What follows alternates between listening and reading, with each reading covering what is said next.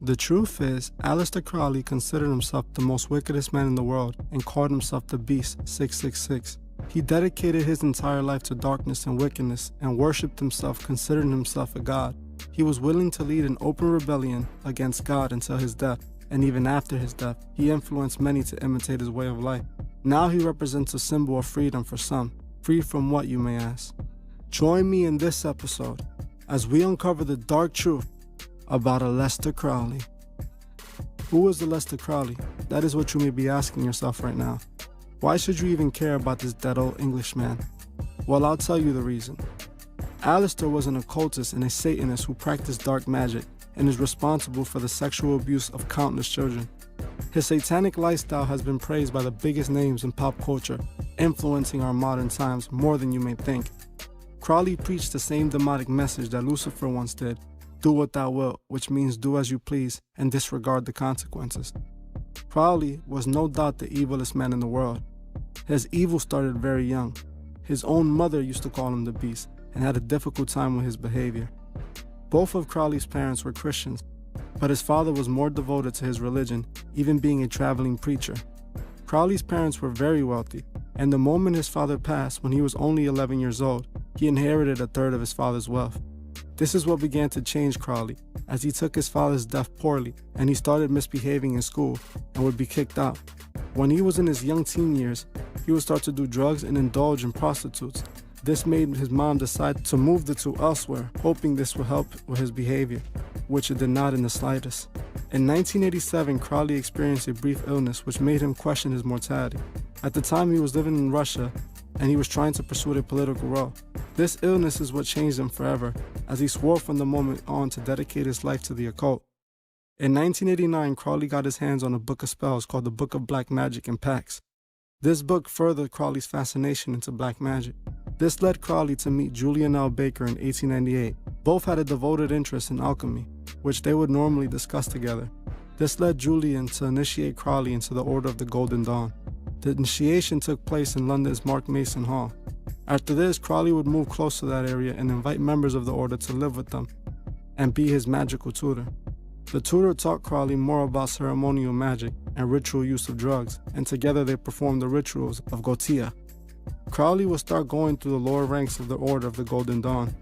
When he would be initiated into the higher inner circles of the group, he met initial resistance with a member refusing him because he was too chaotic for the order. They did not like his bisexual lifestyle, so he traveled to another lodge in Paris where a friend initiated him into the lodge. After this, Crowley found himself traveling to Mexico City in the year 1900. This is where he became a Freemason. In 1903, Crowley would marry a woman named Rose, so she wouldn't be forced to go through an arranged marriage. Crowley then later fell in love with Rose, and in 1905, him and Rose would arrive in Cairo and proclaim themselves Prince and Princess. Rose and Aleister even had a child and named her Lilith. They rented an apartment and quickly turned it into a temple and began invoking ancient Egyptian deities. This is when Crowley states that Rose would become possessed and speak in tongues, telling him that they were waiting for him. She later explained that the day she was speaking about were the gods of Horus. This is very important. I have spoken about this in the past. Those gods that she speaks of were actually fallen angels who were portraying gods, but were just demons that were Lucifer's disciples. On March 20th, 1905, Rose proclaimed that the equinox of the gods has come. She guided Crowley to a museum and showed him a 7th century BCE mortuary stele known as the Stele of Anak. Crowley thought that it was important that the exhibit was numbered 666, the mark of the beast. On April 8, 1905, Crowley heard a disembodied voice in his head that claimed to be Awis, the messenger of Horus. Crowley said that he wrote down everything the voice told him and later called it the Book of the Law. The book proclaimed that humanity was entering a new aeon and that Crowley would serve as his prophet. It stated that a supreme moral law was to be introduced this aeon.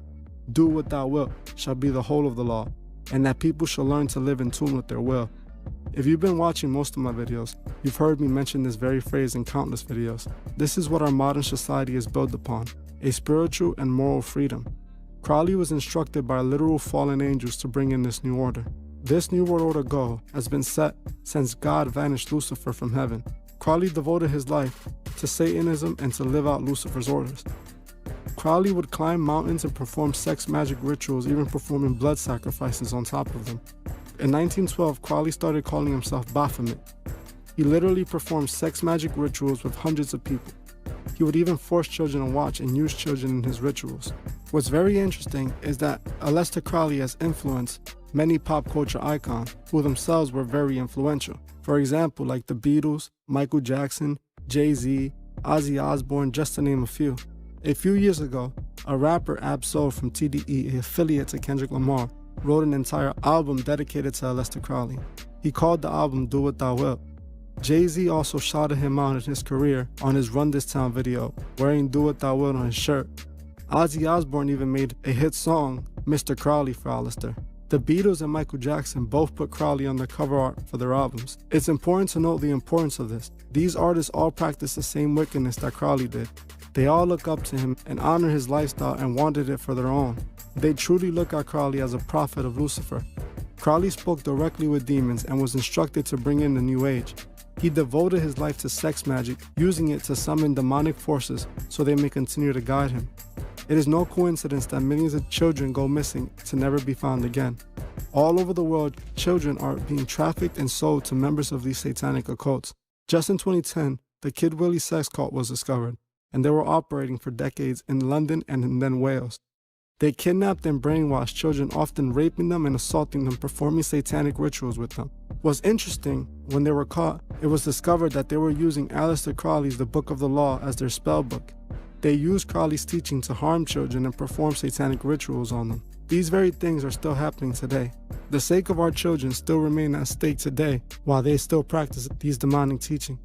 We all heard of what Epstein was doing in his private island and in his loft in Manhattan.